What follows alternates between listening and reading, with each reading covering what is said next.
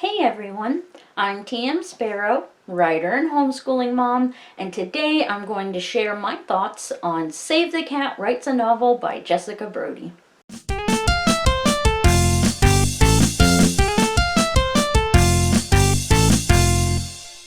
Welcome to my new series where I review craft books and other writing tools. There are tons of craft books out there, and equally as many, if not more, writing tools marketed to authors. Since I adore craft books and all things writerly, I thought it would be fun to read these books, try out these writing tools, and then share my thoughts on them with all of you. And I thought it would be fun to start with a book I've heard a lot about. Save the Cat Writes a Novel by Jessica Brody. Now, if you're not familiar with it, Save the Cat started with Blake Snyder, who wrote the original book as a guide to writing screenplays. In it, he takes several stories and breaks them down into 15 beats divided between 3 acts. Apparently, he came up with the method after noticing that a lot of movies shared a similar story structure. So he took that structure and broke it down into the beat sheet. I haven't read the original Save the Cat or any of the other books in the series, so I really don't have anything else to share with you about that. Now, I don't really think it makes that much of a difference, but in the interest of transparency, I just want to let you know real quick that I did start my Save the Cat journey with the ebook, but then I ended up finishing it by listening to the audiobook.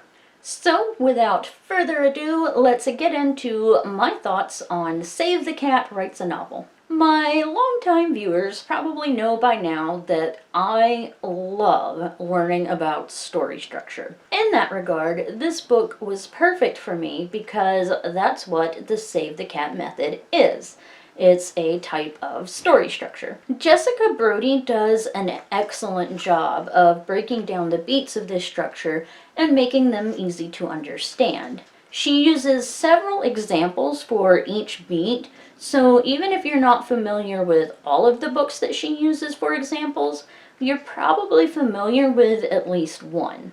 I found the book very easy to understand, and I really enjoyed listening to the audio version, which is narrated by the author. The book features beat sheets for famous novels and writing exercise, which are available with the audiobook as a downloadable PDF, which I really appreciated even though I haven't done any of those writing exercises yet. The book also discussed the 10 Save the Cat genres, which are more like types of plots than actual genres. This section of the book gives a detailed description of each genre, a list of well-known books in that genre, and then features a beat sheet of one of those books. I really love this section for 2 reasons. One, the breakdown of well-known plots into the beat sheets makes it so much easier to understand the beats. And 2, the list of books in each genre makes it easier to learn by observation.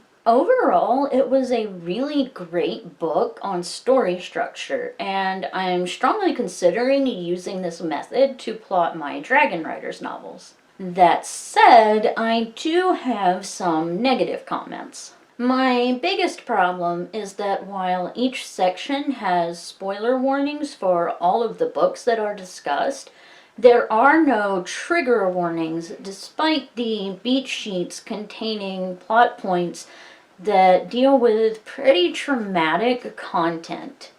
Now, obviously, it's nothing like super in-depth or anything, but it was enough to cause me a few issues along the way.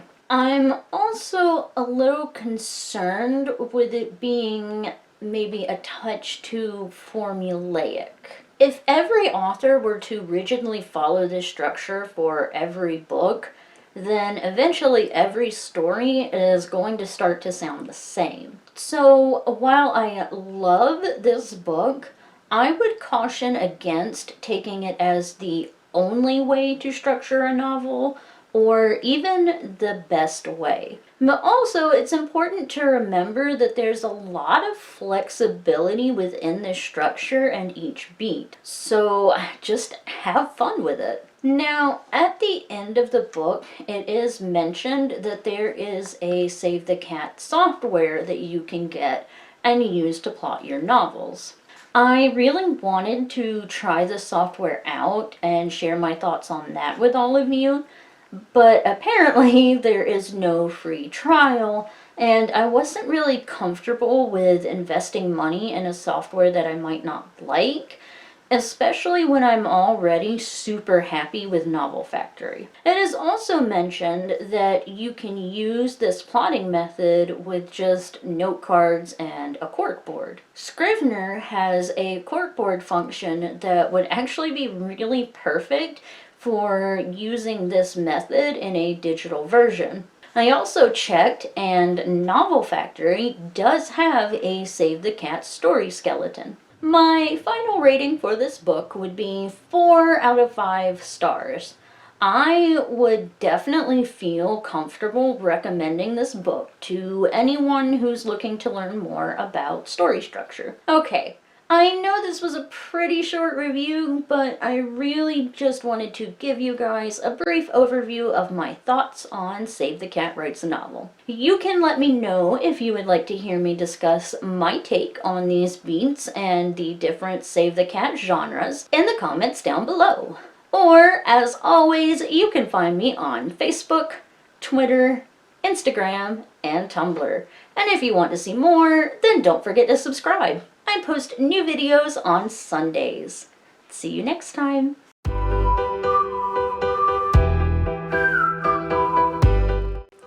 Welcome to my new video series where I review craft books and other writing tools. Okay. Welcome to my new video series. No. Bleh. And other writing tools. Bleh. So I thought it would be fun to. No, let's try this again. And. No, let's try again. Bleh. Bleh. I'm T.M. Sparrow and I'm gonna start a YouTube channel. That'll be fun. Now, in the entrance, the audiobook also comes with a PDF file that features beat sheet breakdowns that are in the book for. The book itself features beat sheet breakdowns of which are more like types of plot than actual genres. So close. I really loved this. One, the beat sheet. Come on. And two, the. My biggest problem is that while each section has spoiler warnings, I would caution against. That said, it is also mentioned that you can use this plotting method with just